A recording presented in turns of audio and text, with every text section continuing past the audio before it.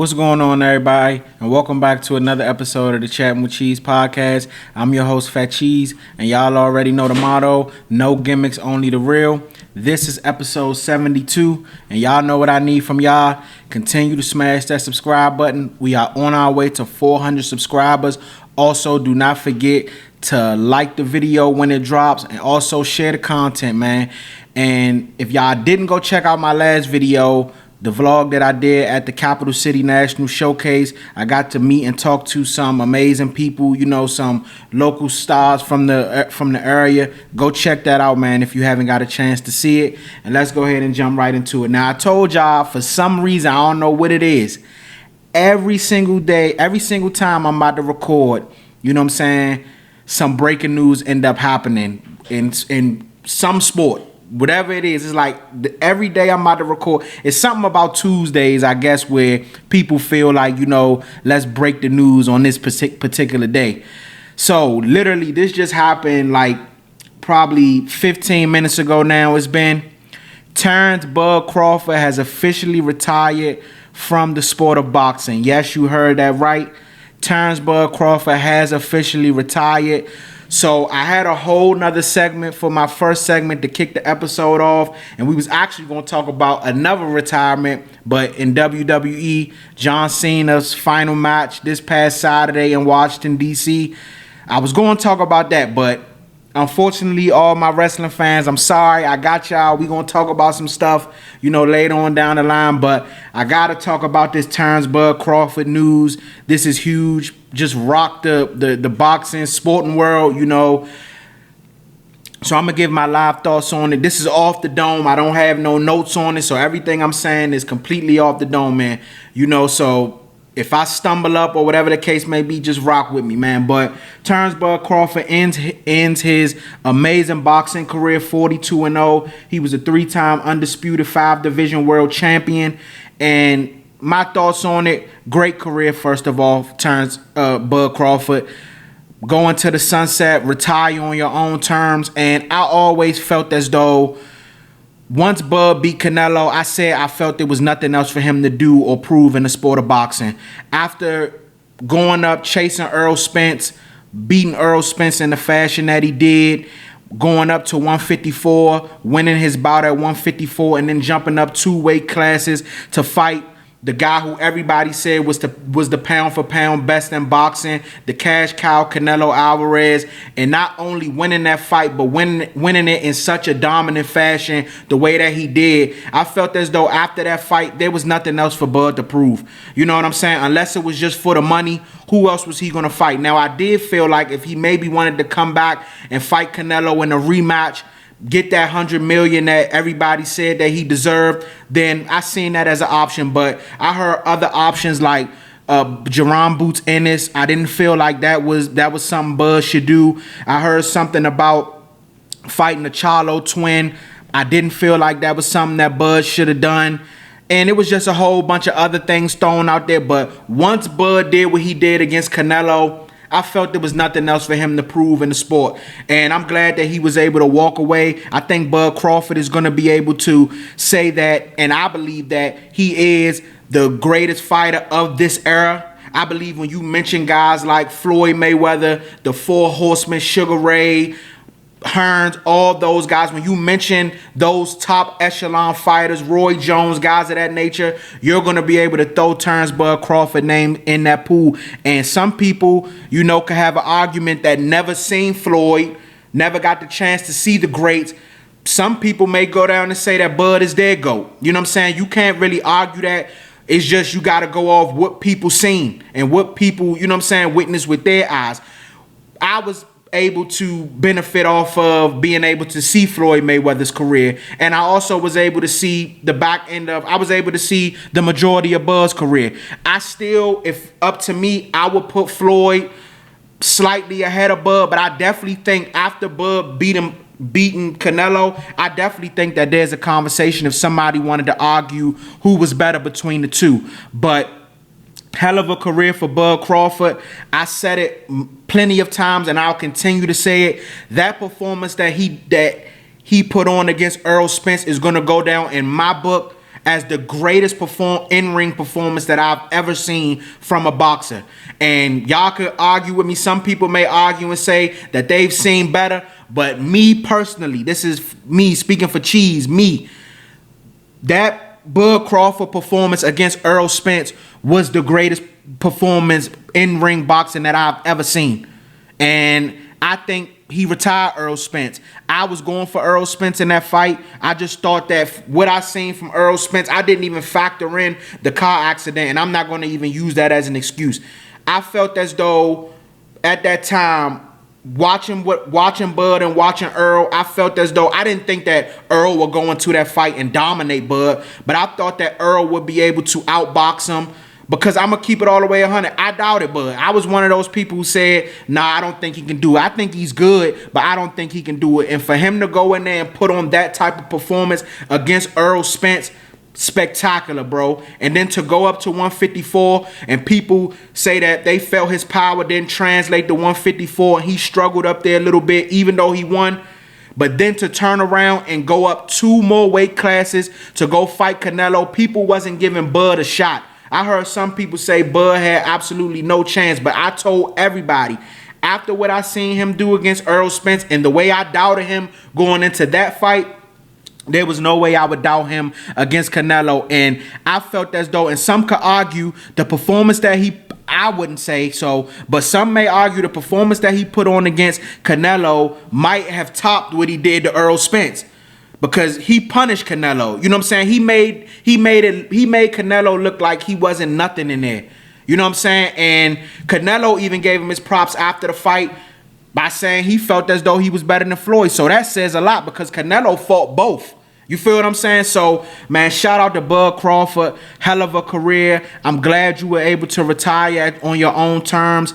You know what I'm saying? Everything full, still intact. Not leaving due to injury or nothing like that. Hell of a career. And I also think what the WBC did as far as stripping him of that title and things like that, I think that might have left a bad taste in his mouth as well too. And they should be ashamed of themselves for that. But at the end of the day, if you saw that fight with your own eyes, they could strip all the belts they want. We seen what Bud did to Canelo. We seen it. And that man is a 3-time undisputed 5-division world champion in everybody's eyes. You know what I'm saying? So shout out to Bud. Now, who's to say? I don't know. He got a good relationship with Turkey. Who's to say that Turkey might not say, look, man, I got $100 million for you to come out of retirement or fight this guy or whatever the case may be. Who knows? We may haven't seen the last of Bud, but all I can go off of what he just posted about 25 minutes ago now, and that is that he's hanging it up and moving forward with his life and ending his boxing career 42-0. He put on for Omaha, Nebraska, you know what I'm saying? And but I think what made Bud's story so relatable to a lot of guys and to a lot of people, just Bud acted and seemed like one of us. You know what I'm saying? Like, if you somebody that grew up in the hood and, you know what I'm saying, you root for people like that to succeed. You root for guys like Bud Crawford. Been through so much.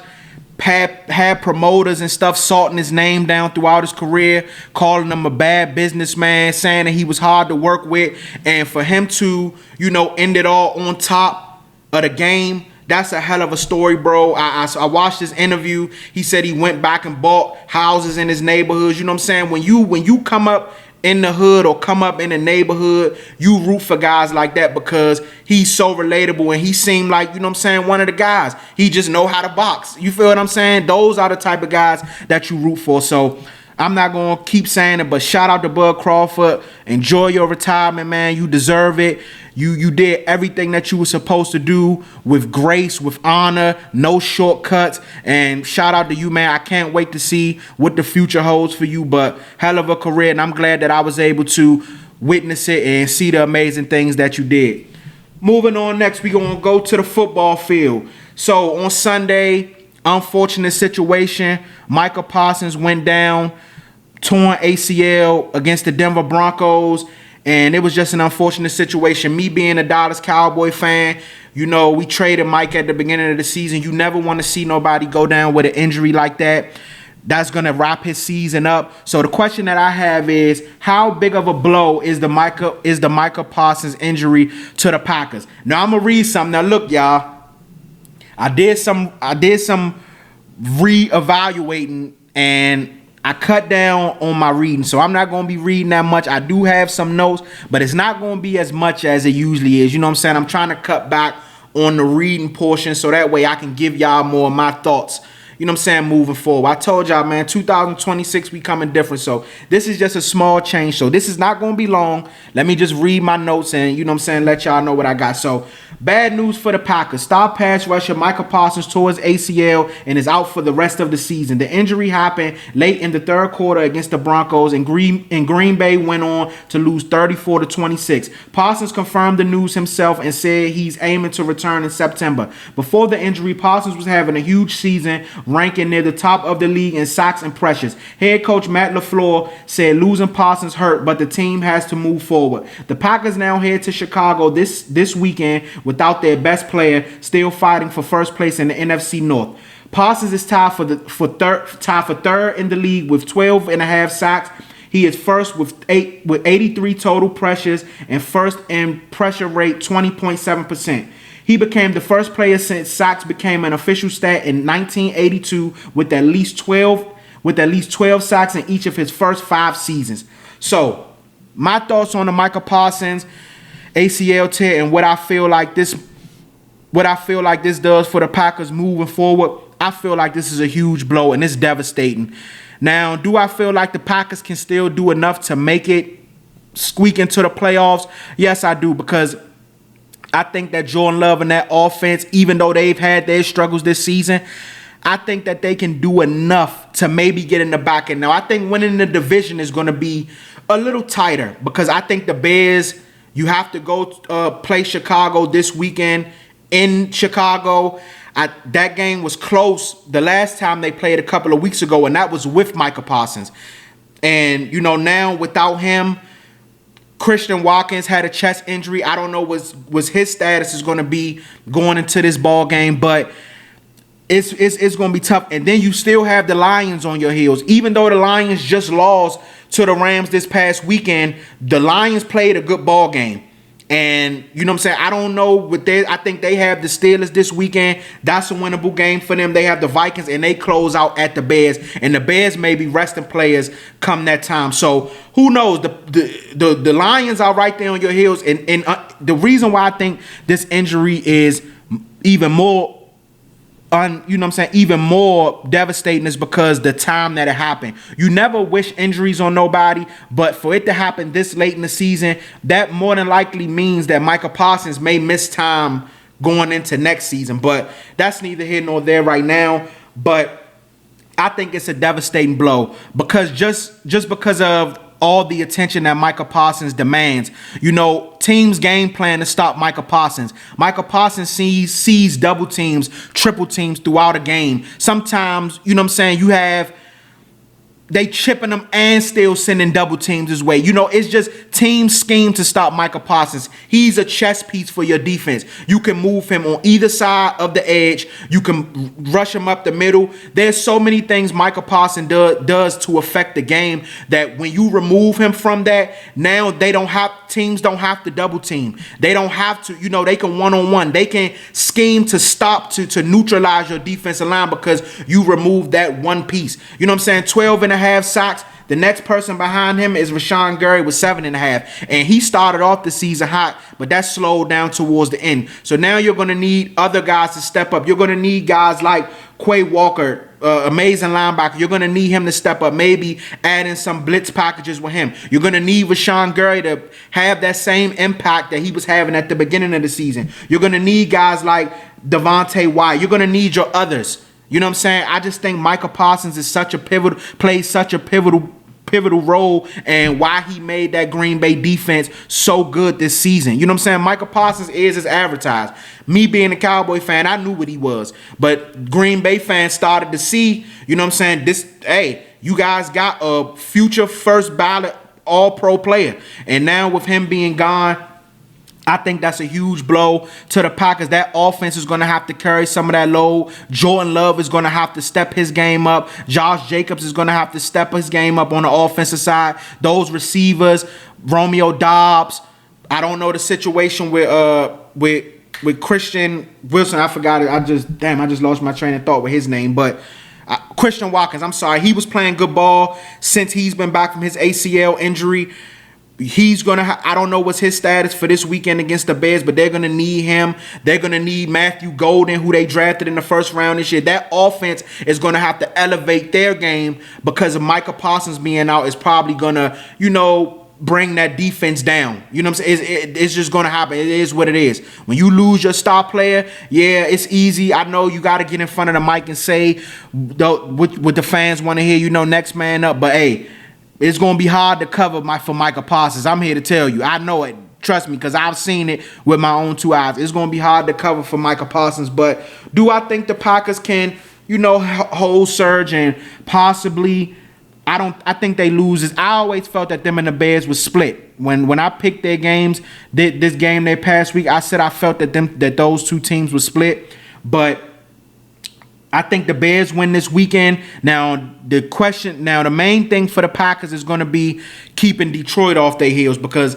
Detroit could easily win their next 3 in a row. And all it's going to take, the Packers' next 2 games is at Bears, which I believe they'll lose. But then they play the Ravens, who the Ravens are fighting for their playoff lives, still trying to win their division to possibly get in the playoffs. So the Packers could possibly lose their next 2. And if the Lions win out, the Packers won't even make the playoffs. So these last 3 games are going to be pivotal for the Packers. And losing Micah Parsons at a time like this it hurt. So how big of a blow is it? I think it's a huge blow for the Packers. I think it's huge, and I think they're going to have to find a way to scheme up this defense to where, Rashawn Gary and, Quay Walker and those guys, they're going to have to find packages to where they can still be able to get pressure on the quarterback to where, they can get those offenses off the field, because these next 2 weeks, the offenses that they're playing are not weak. You got the smoking hot Bears coming in,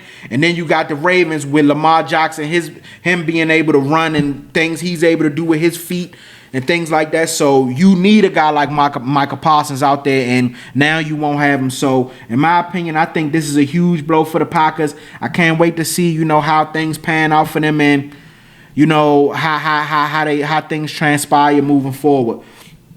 Next up, we're going to switch to the basketball court, man. And to all my NBA fans, everybody that watch me that's big NBA guys, trust me, we're going to get to the NBA. We're going to get to the NBA right now. I just been so focused on football, and then you got the college football playoff about to start. So, I've been kind of focused on that, but trust me, I've been paying attention to the NBA, and we gonna get to it. And actually, I'm trying to wrap this episode up before the final cup game, the Knicks versus the Spurs. I'm trying to end this before that comes on. But the question I have on, I believe it was Saturday. I think it was Saturday. The San Antonio Spurs played the Oklahoma City Thunders, and this was the semifinals. The Spurs ended up winning that game, moving on to the Cup final. And before the game, they dropped the interview of Victor Wembanyama, I guess, talking about OKC and his feud with Chet Holmgren and everything like that. And Dirk Nowitzki had an issue with the things that Chet Holmgren said Dirk Nowitzki had an issue with the things that Victor Wembanyama said. Basically, he felt as though Victor discredited Chet Holmgren. So I want to give y'all my opinion on, do I feel like Victor Wembanyama was out of line discrediting Chet Holmgren? So this is what I got. Victor Wembanyama recently made some comments about Chet Holmgren that didn't sit well with Mavericks legend Dirk Nowitzki. Before the Spurs played the Thunder, Wemby was asked about his rivalry with Chet. Instead of giving Chet credit, Wembanyama said the main focus is guarding Shai Gilgeous-Alexander, the league MVP, and that anyone looks good when defenses have to help on Shai. Dirk Nowitzki didn't like that response on the pregame show. Dirk said Wemby should have shown Chet more respect. He felt Wembanyama came off too dismissive and a little too cocky. Dirk said he would have preferred Wemby to say something like, Shea is amazing, but Chet has improved every year and deserves credit too. The rivalry between Wembanyama and Holmgren has been going on for years, even before the NBA. Both guys have taken shots at each other, and Wemby was reportedly extra motivated after Chet won a championship before him. So let me drink some water before I give y'all my thoughts on this, right? First of all, shout out to Dirk Nowitzki, right? Dirk Nowitzki is a legend. I love Dirk Nowitzki. One of the greatest players in NBA history. I have Dirk Nowitzki rated as one of my top 3 power forwards of all time, in my personal opinion. That 2011 run from Dirk Nowitzki was amazing. One of the greatest runs I've ever seen in NBA history with my own eyes, right? This is my opinion on this. And this is no shot at Dirk Nowitzki. When it comes to old school players, right? You guys can't have it both ways. On one hand, you guys say this era is soft. These guys are too buddy-buddy. There's not enough rivalries, things of that nature. But on the other hand, you got guys like Dirk Nowitzki. Again, this is no shot at you.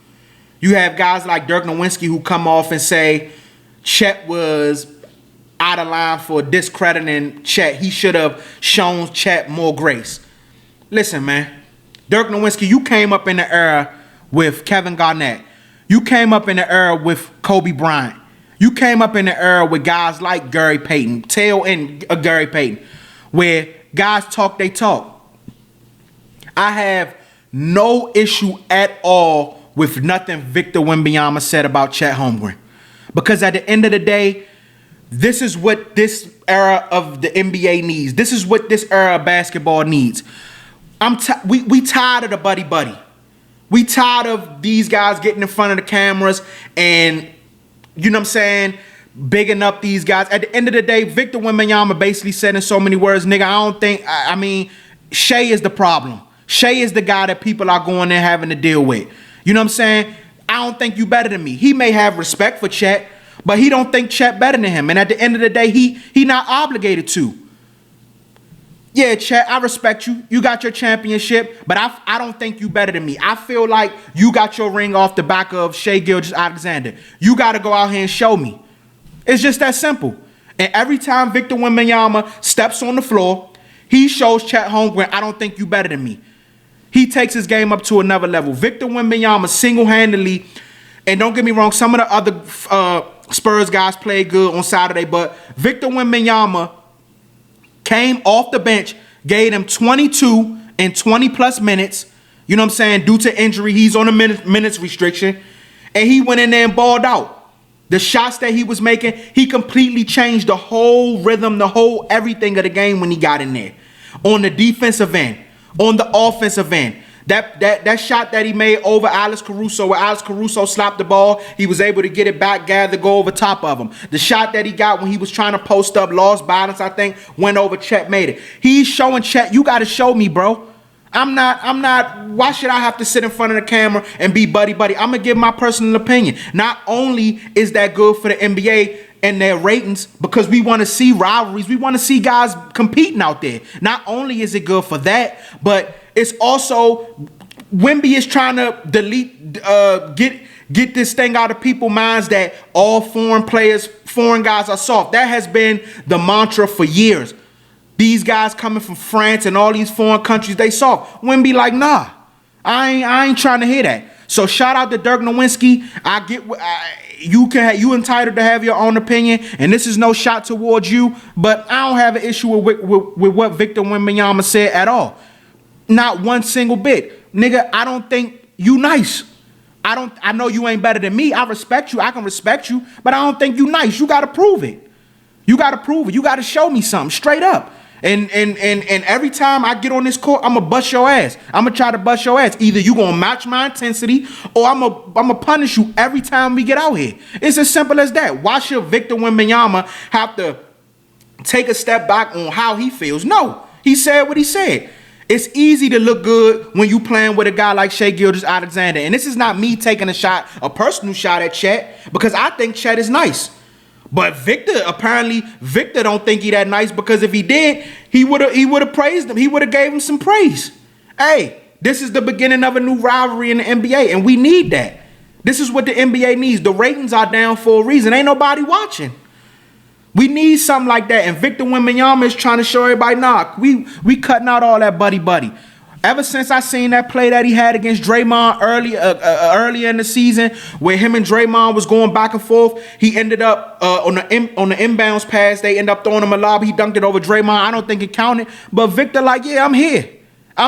Since this season has started, I've loved this attitude. And Victor Wembanyama, when he's out there on the court, he's played like the best player in the NBA, if not a top 3 player in the NBA. Victor Wembanyama is showing everybody, I'm here. This ain't no gimmick. I can do everything. I could put the ball on the floor. I can go in the paint. I can shoot the 3. I can give you the mid-range. He giving you everything.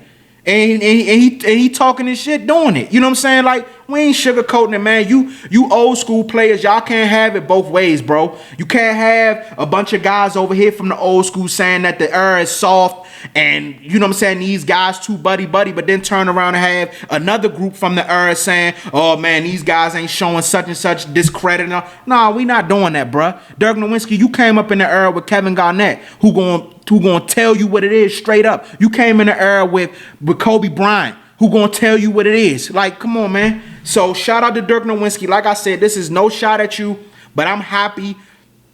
I'm glad Wembanyama said what he said, and don't take nothing back. Keep that same energy all year. Either you gonna match my intensity and come out here and hoop, or I'm gonna bust your ass every chance I get. And that's what he did. He's averaging 17.6 points, 11 rebounds, and 3 assists in 5 games against the Thunder. Every time he goes out there against the Thunder, he feel like he got a point to prove because he don't think Chet is better than him. He don't think it's even close. And I'm going to keep it all the way 100. I don't think Chet better. That don't mean that I think Chet is not I don't think Chet is a good player. I think Chet is an outstanding player. But I don't think he better than Victor Wembanyama, though. And that's just what it is. So, shout out to Victor Wembanyama. Dirk Nowitzki, you allowed to have your own opinion. I respect it. You a legend. But, hey, man. Nah, we ain't doing that. We ain't taking nothing back. Shout out to Victor Wembanyama. Keep playing with that intensity. And I'm going to tell y'all something right now. If the Spurs, the only thing that's holding Victor Wembanyama back right now is himself and them injuries. If Victor Wembanyama can get those injuries in control, you know what I'm saying? Nobody wants to see this San Antonio Spurs team in a 7-game series come playoff time. No team. I don't care if you're the Oklahoma City Thunder, the Denver Nuggets, the Houston Rockets. Nobody wants to see this healthy Spurs team come playoff time. And I think if Victor Wembanyama continues the trajectory that he's on right now and continues this, Victor Wembanyama is going to be the best player in the NBA. And Victor Wembanyama is going to be, I think, if We've never seen nothing like this. I don't want to jump the gun because y'all know where I was about to go. But we can be looking at a NBA legend in the flesh right now because we've never seen nobody like this. 7'4", I don't know if he's 7'4" or 7'5", can put the ball on the floor, can give you the mid-range, can shoot the 3, can punish you down below, can play above the rim. He can do everything, bro.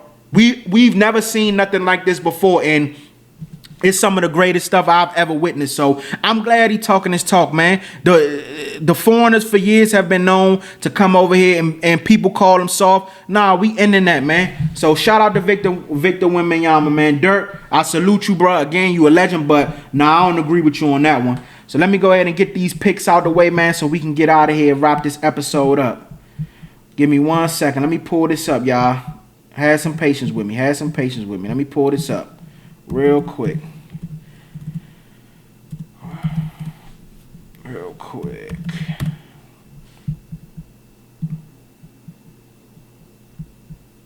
All right, I think we got it right here. Yep, we got it right here. So, all right, this is going to be quick, man. We ain't going to do too much yapping. All right, so we're going to start off with Thursday night. You got the Rams visiting the Seattle Seahawks. I think that's going to be a hell of a game Thursday night, but I'm going to go with the Seattle Seahawks at home. The only reason I'm going with Seattle, I still think the game is going to be close. I just don't know what's going to happen with Devontae Adams. He tweaked his hamstring this past Sunday against the Detroit Lions, so I don't know what's going to happen with that. And Puka Nacua also got nicked up during that game. So that one is a little tricky. I think going to Seattle, that's always a tough place to play. They got the 12th man, so I'm going to go with Seattle in that one. Next up, you have the Philadelphia Eagles visiting the Washington Commanders on Saturday at 5 o'clock. I'm going to go with the Philadelphia Eagles in this one. It was just announced that Jaden Daniels will be shut down for the remainder of the season. They'll be going with Marcus Mariota. I just think Washington is probably mailing it in at this point. They probably see the writing on the wall that the season is ending. It's coming to an end. It's over. They won't make the playoffs or nothing like that. So I think Philly goes in there, Philly still trying to get that offense figured out. So I think Philly goes on the road in Washington, and I think they win this game on Saturday. Next up, you have the Green Bay Packers on the road versus the Chicago Bears. I told y'all about that, talking about Micah Parsons. I think the Bears win this game. I actually think the Bears might win this game quite comfortably. No Micah Parsons. The game was close in Green Bay, in Lambeau, with Micah Parsons. So you going to, I believe it's Ford Field in Chicago. Might be wrong. I think it's Ford Field. Let me check. I think it is. No, I'm sorry, Soldier Field. You're going Ford Field is Detroit. You're going to Soldier Field. You know what I'm saying? Without Micah Parsons, I think that's going to be rough. That's going to be a tough one. I'm going to go with the Bears in this one. I said it when I picked their game a couple of weeks ago. I said I felt as though they were split. So I think the Bears get this one on Saturday night. I think they get that one quite comfortably as well. Next up, you got Sunday at 1 o'clock, you got the Chargers on the road versus the Dallas Cowboys, my Dallas Cowboys. I'm going to go with the Chargers in that one. The Cowboys, after what just happened this past Sunday night against the Minnesota Vikings, they couldn't find a way to stop J.J. McCarthy, who's been playing poorly for the most part of the season. If you can't stop J.J. McCarthy, you're gonna definitely struggle against Justin Herbert, even with his messed up hand. I'm going to go with the Chargers in that one, but I think it's going to be a close game, but I'm mailing it in with my Cowboys. I ain't going to lie. The season is over, so I'm going to go with the Chargers in that one. Next up, you have the Minnesota Vikings on the road versus the New York Giants. I'm going to go with the Minnesota Vikings in that game. I think they win 3 in a row. The Giants are mailing it in. They trying to get that number 1 pick.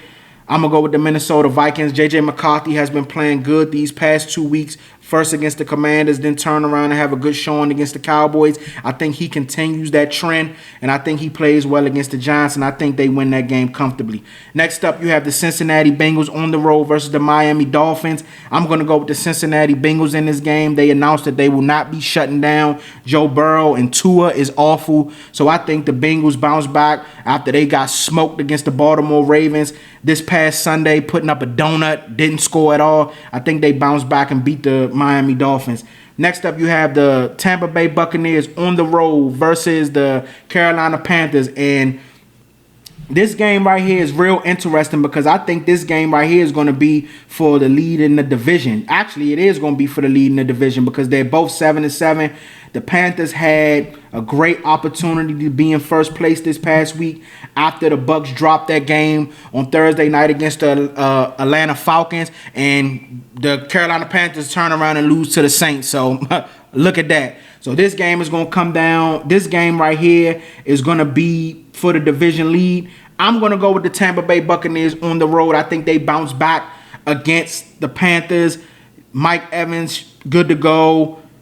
Bucky Irving, good to go now. You know what I'm saying? I think they should be mostly healthy for the most part. I don't know what happened in that Atlanta game. There was no reason they should have lost that one. But I think they bounce back. The only reason with me, and I want to go with Carolina, but the only thing with me is Carolina, they have too many inconsistencies. One week, they look like world beaters. Then the next week, they turn around and just look completely, they look like the old Carolina. So you never know what you're going to get. But I do know this, Carolina is a tough winner, is tough in Carolina. So this game come down to the wire. I'm going to go with Tampa, but don't get it twisted. I do believe that it wouldn't shock me if the Panthers won this ball game.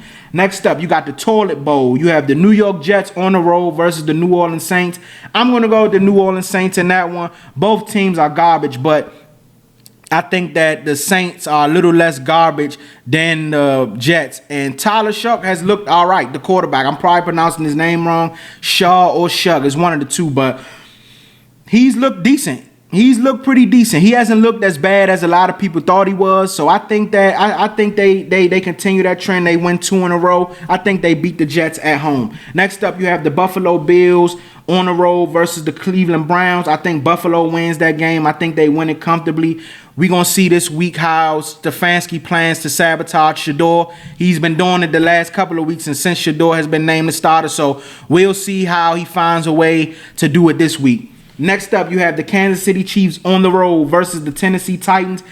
Even though Patrick Mahomes got hurt, get well soon, Patrick Mahomes. I still think the Chiefs got enough to beat Tennessee. Tennessee, they mailed it in. They trying to get a top pick. I believe the backup for the Kansas City Chiefs is Gardner Minshew, if I'm not mistaken. So they should go in there and win that game. But you never know. Without Patrick Mahomes, that they might mail it in as well too. But I'm gonna go with the Chiefs in that one. Next up, you have the Jacksonville Jaguars on the road facing the Denver Broncos. I'm gonna go with the Denver Broncos. Going up there to play in Denver and that altitude is never easy. That defense is spectacular.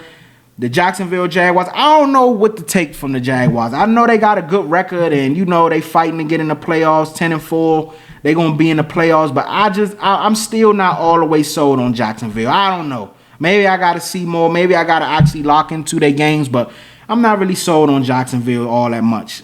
So I'm going to go with the Broncos in this game. Next up, you have the Atlanta Falcons on the road versus the Arizona Cardinals. I'm going to go with the Atlanta Falcons in this ball game. I think they come back. They riding off that high of beating Tampa Bay this past Thursday. Kyle Pitts, to me, had the best game of his career this past Thursday. I think they capitalize off of that, and they keep that momentum going. I think they beat the Arizona Cardinals. Next up, you have the Las Vegas Raiders on the road versus the Houston Texans. I think the Texans win that game, and they win it comfortably. It wouldn't shock me if they hold the Raiders to a donut. That's how good this Texans defense is. And a lot of people sleeping on the Texans. I keep hearing a lot of these y'all talking. A lot of people ain't mentioning the Texans, and they just sitting back, just sitting back chilling.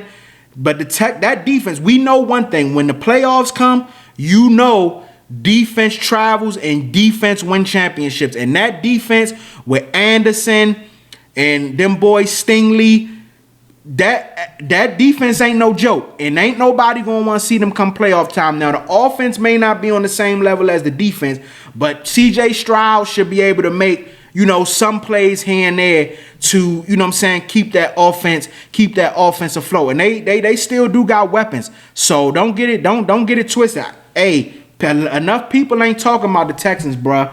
I'm gonna tell you, I think that the Texans get in the playoffs. I think that the Texans could find a way to, make some noise. Don't get it twisted for 1 second. They still got guys like Nico Collins over there, and I don't want to be rambling, but don't sleep on the Texans. That's all I'm going to say. Next up, you have the Pittsburgh Steelers on the road versus the Detroit Lions, and this is a big game for both of them. For the Steelers, they trying to keep the Ravens away from catching up to them, to winning that division, and they trying to win that division because I believe the only way the Ravens can get in is winning the division. So the Steelers are trying to keep them at bay, and I think Detroit now with the news with Micah Parsons being out, Detroit possibly has a chance to catch Green Bay in the division. So this is a huge game for both. I'm going to go with the Detroit Lions with this one in Detroit because I think that Detroit, even though they lost this past week to the Rams, I think they played good. With all the injuries that they've had, no Laporta, St. Brown looked like he's fine. I don't know what happened. Last time I checked, when you sprain your ankle, you out for a couple of weeks. St. Brown looked like, he came back the next week, and he don't look like he missed a beat. So I don't know what they serving up there in Detroit. Jameson Williams has looked fantastic. I think that they would have had a better game against the Rams. They looked good in the first half, but the Rams just went off in the second half. I think Detroit would have had a better shot at that game if they could find a way to get the run game going with Jahmyr Gibbs and Montgomery.